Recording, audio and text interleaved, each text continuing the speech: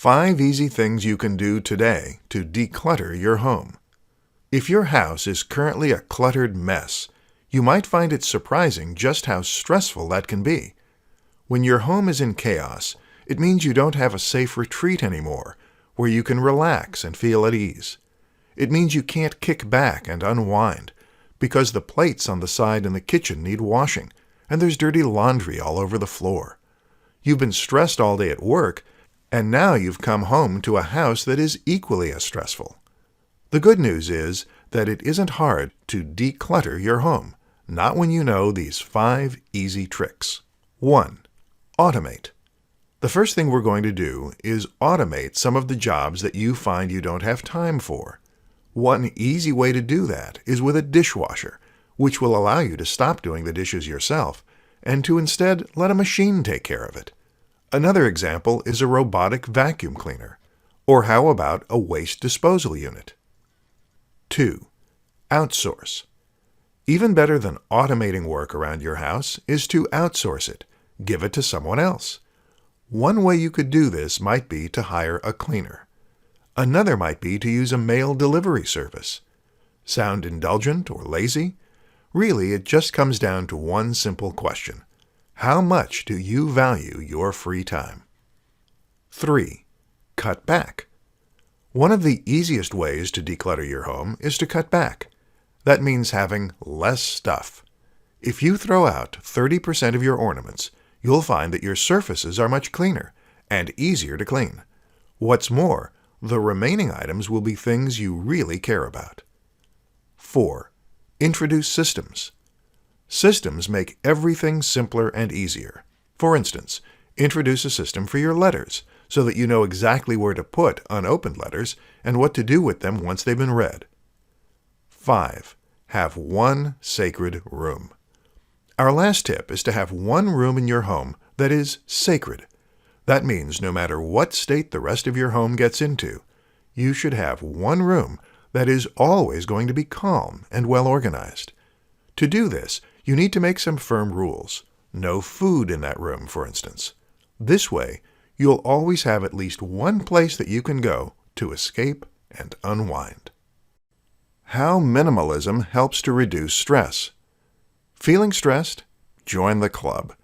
These days, it is more and more normal to feel stressed, to the point where many of us accept it as a simple fact of life. Unsurprisingly, though, this is not something that should be encouraged. We should not accept stress, and in fact, we should aim to design our lives with the aim of reducing stress as far as possible. And one way we can start to do that is to live a more minimal lifestyle. This presentation will help explain how that can help to remove stress in your life. One obvious way in which minimalism can reduce stress is by removing financial strain. One of the biggest stressors for many of us is our finances. We are stressed that we don't have enough money, or that we're in debt. This in turn comes from living outside of our means. In reality, it doesn't matter how much you earn, as long as you are earning enough to support your lifestyle. Live a more minimalist lifestyle, and you'll find that you can support that lifestyle with far less cash. And that immediately removes a lot of stress. What's more is that lowering the cost of your lifestyle also means you don't need to work quite so hard and don't need to keep aiming for more and more demanding jobs. If you find a level you're comfortable at, then you can stay there and just enjoy your spare time around that. Having less stuff can even help you to directly reduce stress. That's because clutter actually causes arousal. When there is a lot of stuff in your peripheral vision, that means there is more for your mind to attend to. That in turn means it needs to be alert, which the body interprets as stress. Just having a simpler environment can help you to unwind and relax more. But more than anything, a minimalist lifestyle means being content with what you have and being happy with who you are. It means knowing what's important to you and focusing on that. And if you can do that, then you can stop worrying that you have less than your friends and just be happy that you're healthy. If you want more now, you will always want more. The key to happiness, and the key to beating stress is to learn to appreciate what you already have and stop worrying about what you don't. How to declutter your mind and prevent information overload.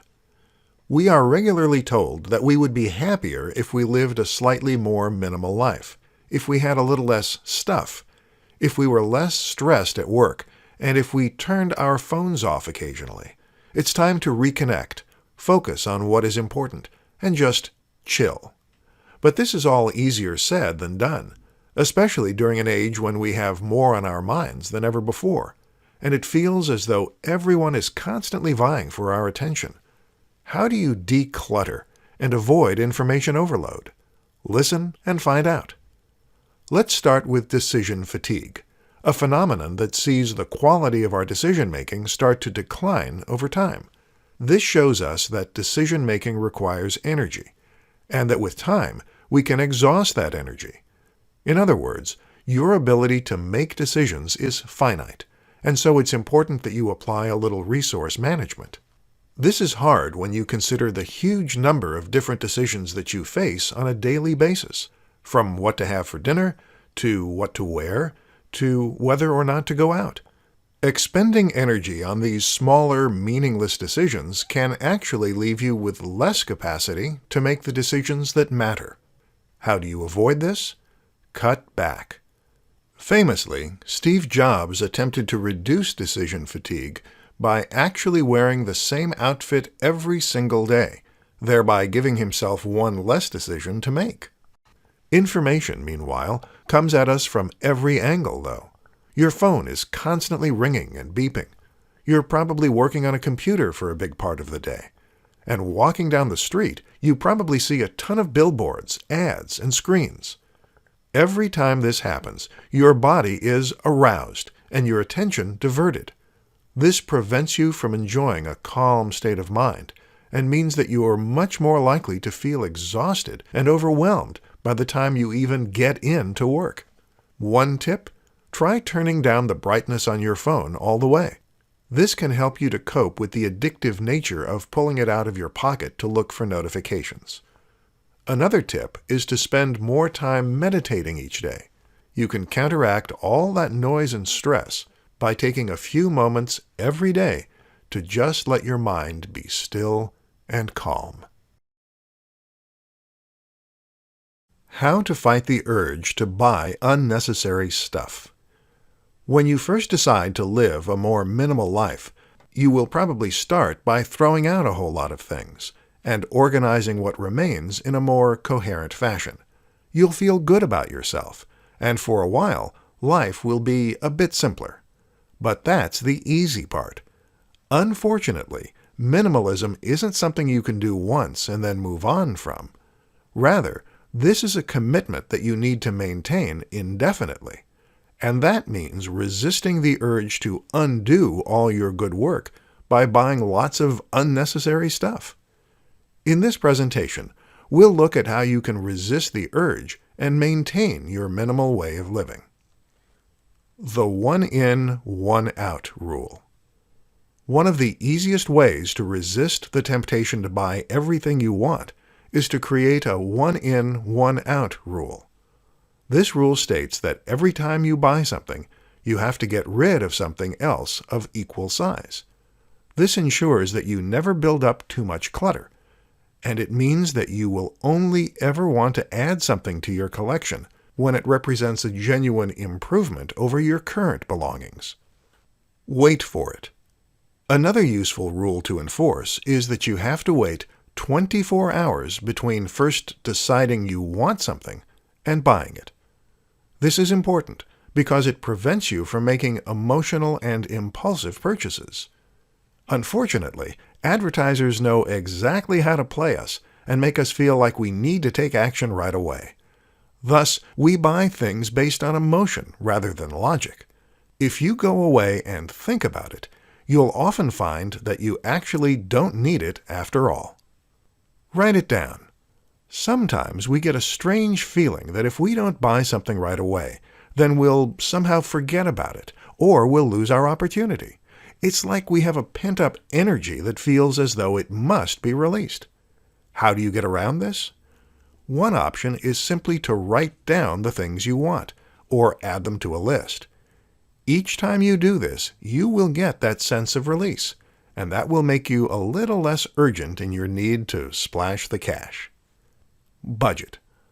Another useful way to restrict spending is to write a budget. Decide on how much you can spend on yourself each week, and then commit to not going above that amount. If you want to buy something big, you'll need to build up a few weeks' worth of budget. How to implement minimalism into work and business. When we speak of minimalism, your mind may turn to interior design. Or perhaps you think of a minimalist lifestyle in terms of reducing your unnecessary possessions so that you can gain more enjoyment from the things you own. Letting go of your material possessions and living like a monk is said to be highly liberating, and indeed it is.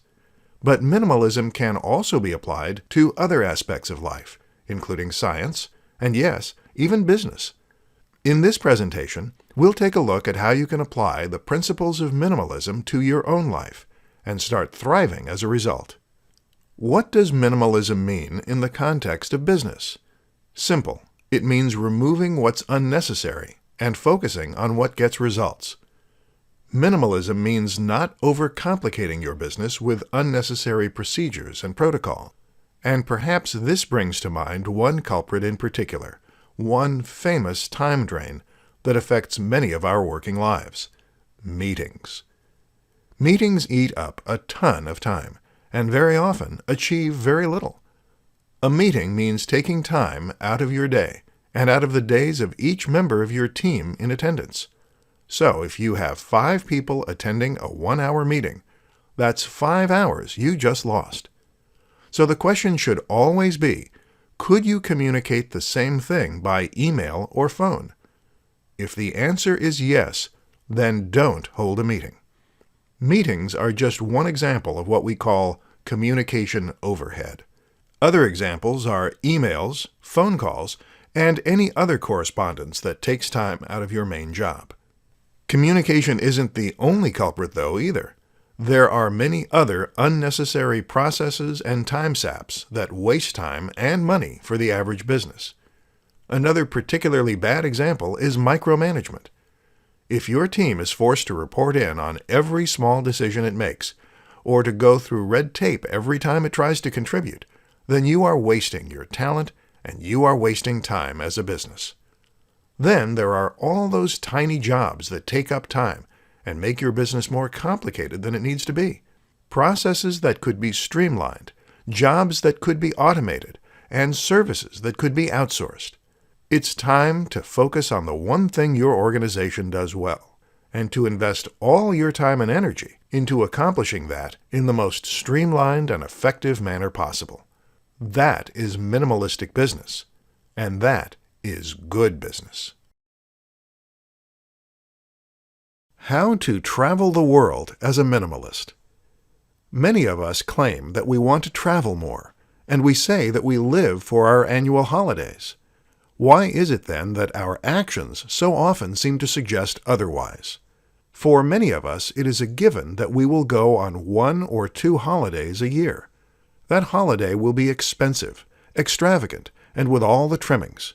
And the rest of the year, we will work toward that one trip while also spending money on other things like big TVs, Netflix, and clothes we don't need. Is that really acting like travel is a priority? If travel were your priority, then surely you would cut back in other areas in order to make way for travel. Imagine if you didn't spend so much money on clothes, on cologne, on DVDs, on music, on gadgets, on eating out. Imagine if you had a more minimal lifestyle and you put the majority of your income towards saving for more trips. More to the point, imagine if you traveled in a way that was more minimal. That might mean you don't stay at an all-inclusive 5-star hotel. It might also mean that you're not going to the most far-flung corner of the world just because it's in vogue and it sounds great to tell people you've been. Imagine if, instead, You focused on visiting some of the places a little closer to home, because there are plenty of awesome things to see right on your doorstep. Imagine if you drove, or if you got cheap flights during the working week. Imagine if you slept on couches, using couch surfing, or if you stayed in Airbnbs. There are so many different options out there today that make travel incredibly affordable. And if you just went for a few days at a time, perhaps by spreading out your annual leave, then you could be visiting exciting countries and states pretty much every couple of months. This is what happens when you live a more minimal life, and when you focus on the thing that matters to you. If you really love travel, then stop cluttering your life with things you don't love. The world is out there to be explored, and it's far more incredible and beautiful than anything you might see on Netflix. Not a fan of travel? The same applies to just about any other endeavor. Hone in and focus up, and anything is possible.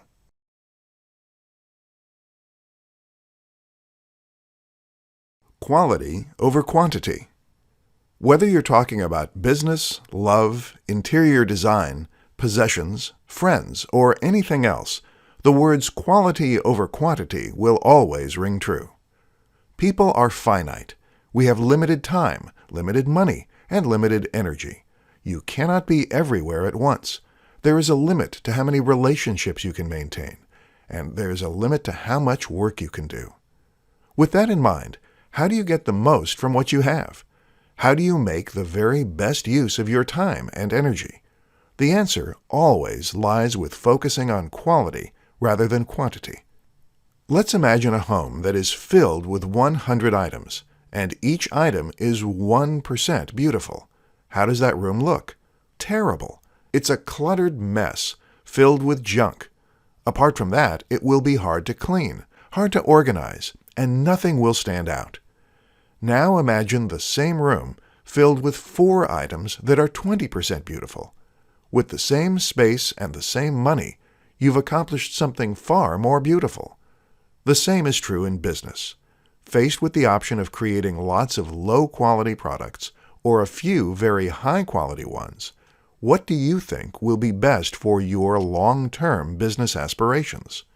The latter option, of course, will help you to build more trust with your customers, to create more buzz about your future releases, and to lose less money on returns and complaints. Similarly, maintaining just a few great clients is always better than juggling hundreds and not really having enough time for any of them. In love, quality over quantity is even more important. Dating lots of people might sound good when you're bragging down at the pub, but it certainly isn't the best way to find happiness. More likely, it will result in quite the opposite. The same is true for relationships. Having too many contacts means we're stressed and spread thin. Having a few people we truly love means that we can enjoy deeper connections and lasting friendships. This is one of the central tenets of the minimalist approach to living and creating, and it almost always provides the best results. It can require patience and restraint, but if you aim to go deep rather than broad, then you will find that life is much more fulfilling and that you make a bigger impact on it.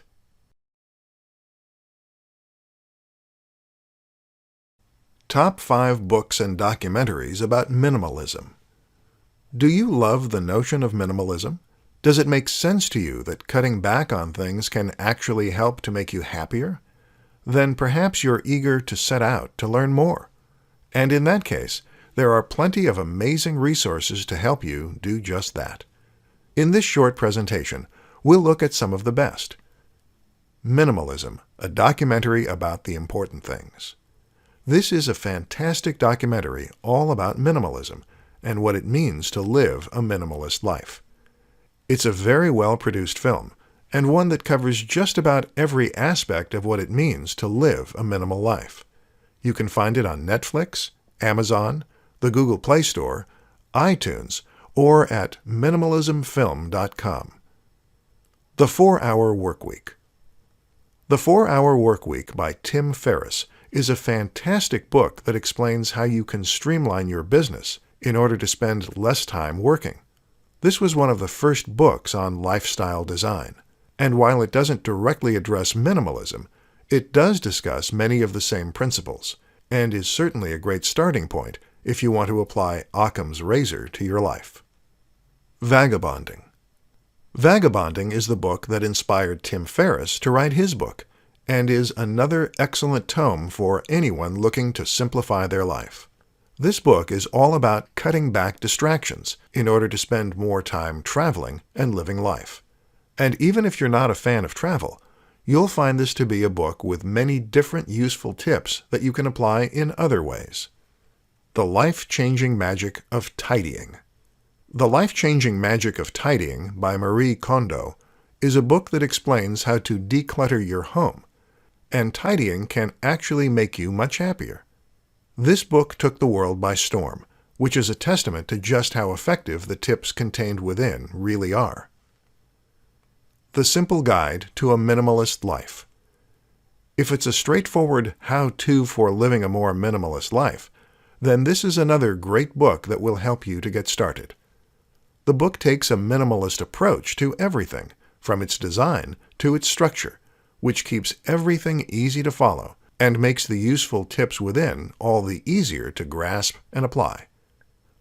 There are many more books and videos out there, though, so when you're done with this one, keep on reading and expanding your knowledge.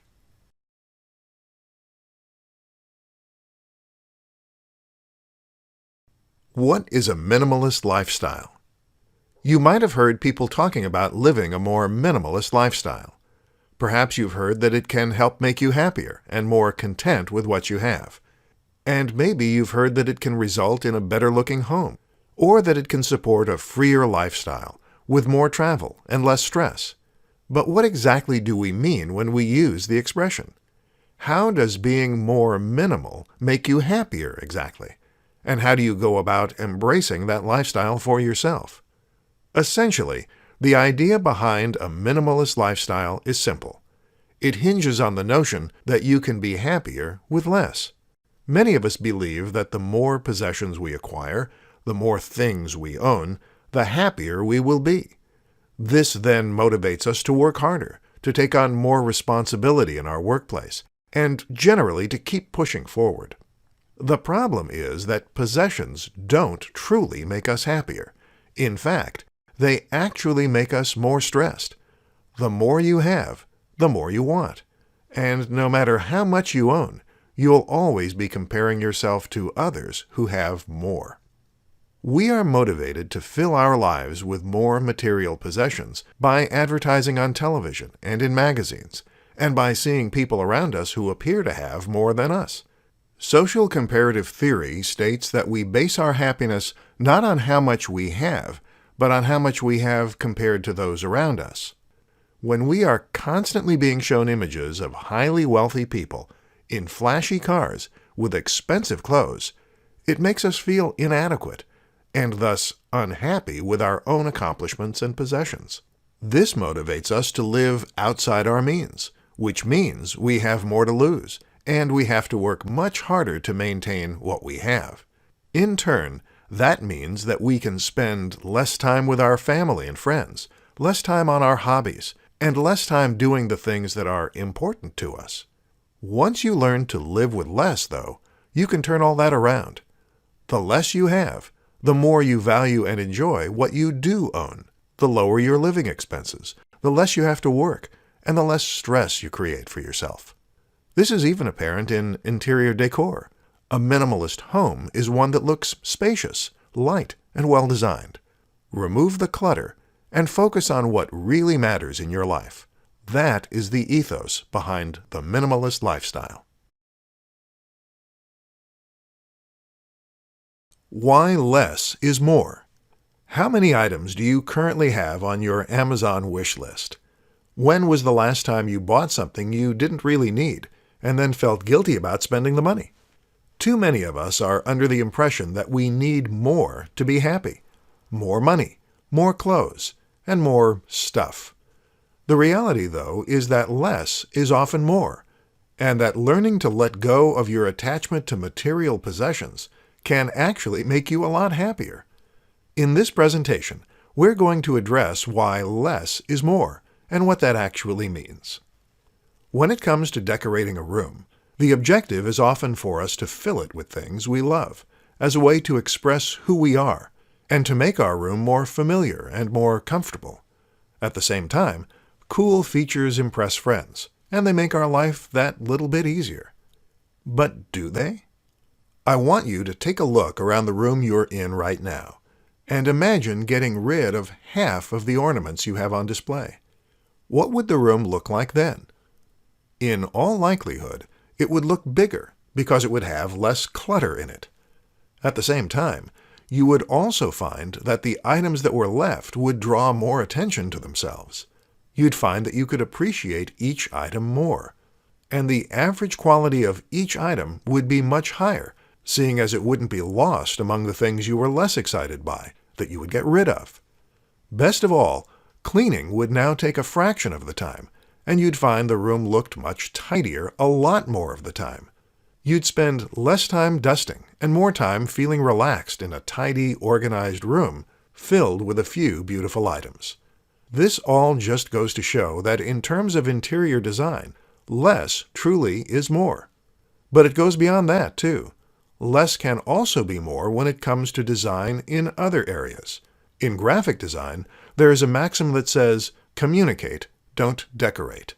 That is to say that if something doesn't have a specific purpose, then it is surplus to requirement. Clear, concise communication is only achieved by removing the unnecessary trimmings. And if a minimalist approach can do all that, imagine what it can do when applied to your own lifestyle. Less truly is more, and as soon as you realize that, life becomes much easier to enjoy.